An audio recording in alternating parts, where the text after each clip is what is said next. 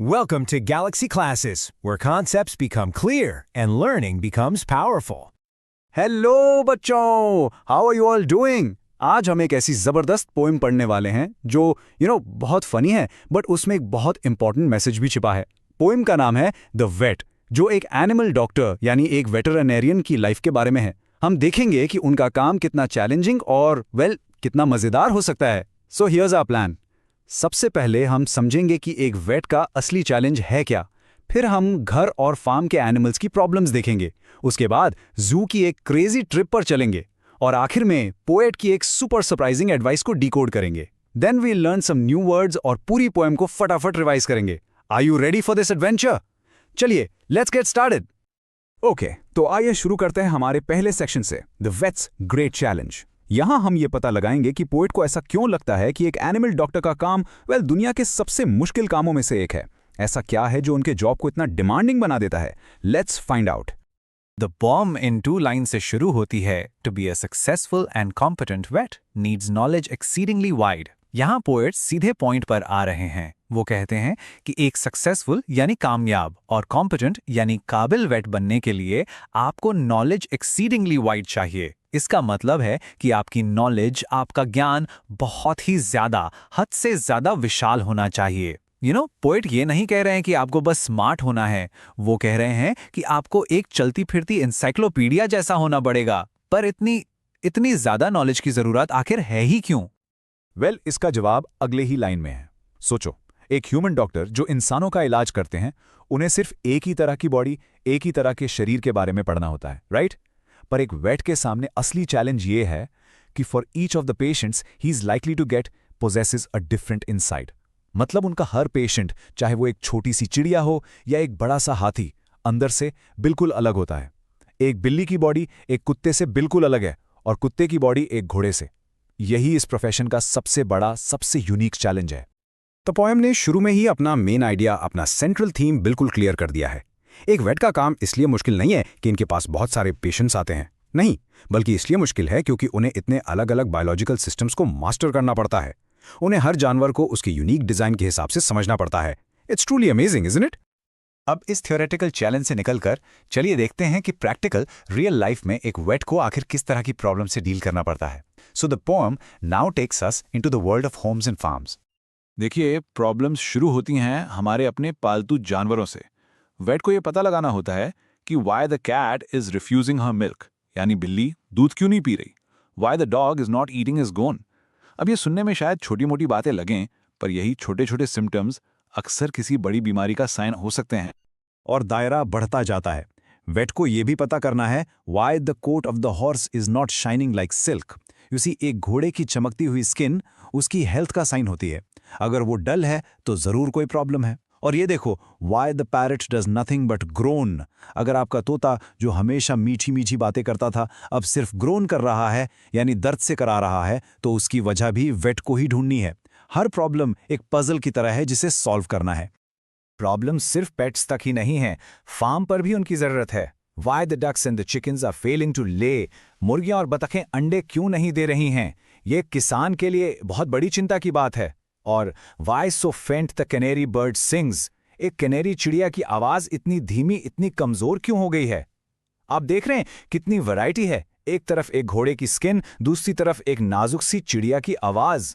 The range of a vet's expertise is just huge. तो एक wait की दुनिया पहले ही इतनी कॉम्प्लेक्स लग रही है, राइट? पेट्स से लेकर फार्म एनिमल्स तक सब कुछ कवर करना पड़ता है। लेकिन the poem is about to take this chaos, इस परेशानी को एक बिल्कुल नई लेवल पर, एक सिंगल फोन कॉल के साथ। And that call is coming straight from the local जू। और इसी के साथ हम आते हैं सेक्शन 3 पर, a day at the crazy जू। यहां वेट का काम सिर्फ मुश्किल नहीं, बल्कि बिल्कुल एब्सर्ड यानी अजीबोगरीब होने वाला है। The poet is now going to show us कि जब जू के जानवर बीमार पड़ते हैं तो वेट की लाइफ में क्या तूफान आता है। This is where the real fun begins. जैसा कि पोएट लिखते हैं, and if he is called to the zoo he must see an incredible number of things. इसका मतलब है कि जब एक वेट को जू बुलाया जाता है तो उसे अन इनक्रेडिबल नंबर ऑफ थिंग्स, यानी ऐसी चीजें जिनके बारे में आप सोच भी नहीं सकते, उन्हें ठीक करना पड़ता है।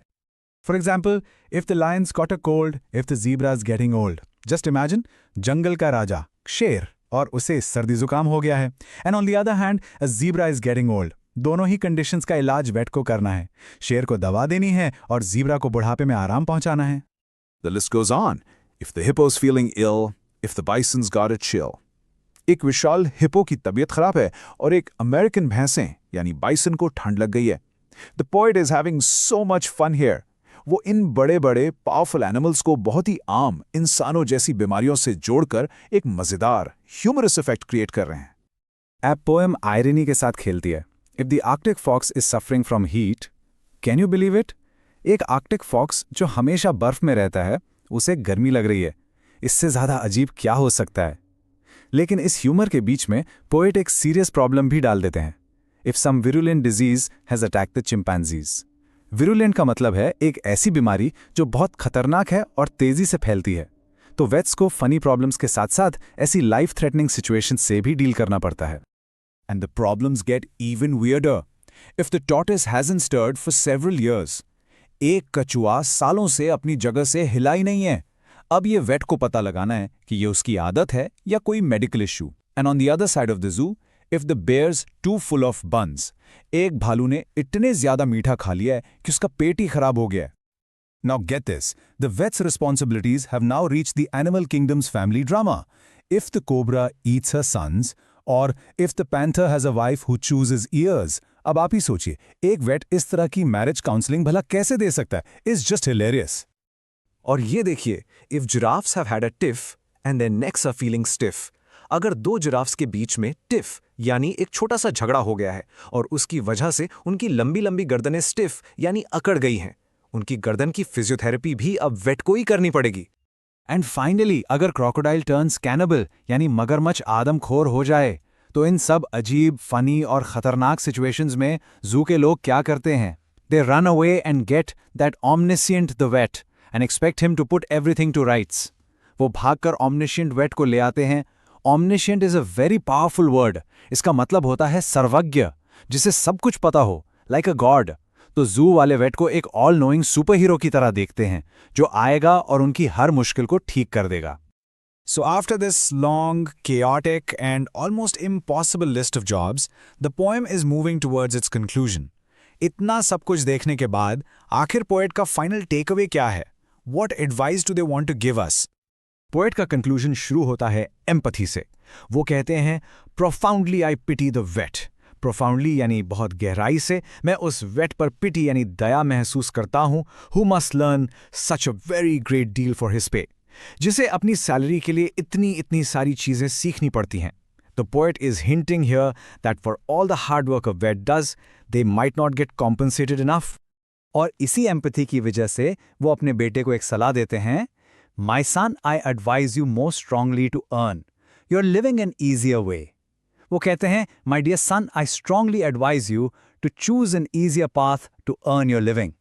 ये वकील बनने का रास्ता बहुत मुश्किल है। तो वो आसान रास्ता क्या है? Well, this is the hilarious punchline of the poem. Poet कहते हैं कि जूलॉजिकल क्राउड यानी जानवरों की इस भीड़ का इलाज करने की कोशिश बिल्कुल मत करना। इससे बेहतर plan, A far more advisable plan ये है, is to call yourself doctor and so be allowed to treat the illnesses of man. यानी तुम बस खुद को डॉक्टर बुलाओ और इंसानों का इलाज करो। Why? Because humans can tell you what's wrong with them, and most importantly, सभी इंसान अंदर से एक जैसे ही बने होते हैं। So, what do you think? क्या पोएट सच में ये कहना चाहते हैं कि वेट मत बनो? No, not at all. क्योंकि ये सलाह सैटारिकल है, ये एक व्यंग है। अपने बेटे को आसान रास्ता चुनने के लिए कहकर वो असल में वेटरनेरियंस को सबसे बड़ा कॉम्प्लीमेंट दे रहे हैं। He is highlighting their incredible skill, their hard work and the respect they truly deserve. Now, to really appreciate the humour and the deep message of this poem, let's look at some key words the poet has used. ये words उनकी writing को और भी powerful बनाते हैं। Let's build our vocabulary. हमारा पहला word है कॉम्पिटेंट। इसका मतलब है काबिल या योग्य। जब पोएट कहते हैं अ कॉम्पिटेंट वेट, तो उनका मतलब है एक ऐसा डॉक्टर जिसके पास पूरी नॉलेज और एबिलिटी है अपना काम अच्छे से करने की। अगला वर्ड है एक्सीडिंगली। इसका सिंपल सा मतलब है वेरी मच या बहुत ज्यादा। पोएम में यूज हुआ है नॉलेज एक्सीडिंगली वाइड, यानी ज्ञान जो आम से कहीं ज्यादा, हद से ज्यादा विशाल हो। फिर आता है विरुलेंट। ये एक ऐसी बीमारी को डिस्क्राइब करता है जो बहुत सिवियर यानी गंभीर हो और तेजी से फैलती हो। जैसे पोएम में विरुलेंट डिजीज ने चिंपांजीज पर अटैक किया था, जो ह्यूमर के बीच एक सीरियस खतरे को दिखाता है। This is a fantastic word, omniscient। इसका मतलब है सर्वज्ञानी, one who knows everything। The poet humorously called the vet omniscient क्योंकि जू के लोग उससे ऐसी ही उम्मीद रखते थे कि वो हर प्रॉब्लम का सॉल्यूशन जानता है। And our fifth keyword is profoundly. इसका मतलब है गहराई से या डीपली। जब पोएट कहते हैं profoundly I pity the vet, तो वो अपनी गहरी सिंपथी, अपनी दिली हमदर्दी एक्सप्रेस कर रहे हैं। इसके अलावा पोएम में और भी बहुत से डिस्क्रिप्टिव वर्ड्स हैं। For example, grown word parrot के दर्द को एक्सप्रेस करता है, टिफ जिराफ्स के छोटे से झगड़े को बताता है, और कैनिबल क्रोकोडाइल से होने वाले एक्सट्रीम डेंजर को हाईलाइट करता है। ये सारे वर्ड्स इस पोएम की क्योटिक दुनिया को जिंदा कर देते हैं। I really encourage you to explore all of these words and their meanings. आइए अब इस पूरी मजेदार और इंसाइटफुल पोएम के की टेकअवेज को आखिरी बार रिवाइज कर लेते हैं। हमने इस अमेजिंग जर्नी में क्या क्या सीखा? Let's do a quick recap. So we can summarize this whole poem in 5 simple points. 1. A vet needs vast and wide knowledge. 2. They treat everything from pets and farm animals to wild zoo animals. 3. The list of problems they face is very long, strange, and often really funny. 4. The poet humorously says that being a human doctor is a much easier job. And finally, number 5, and this is the most important point, this poem is a funny tribute, ek salami hai, to the amazing skills of veterinarians. It makes you think that in a world of specialists, maybe the vet is the last true generalist left. This lesson was brought to you by Galaxy Classes, created only for study and concept clarity. Like, share, subscribe, and press the bell icon for further notifications.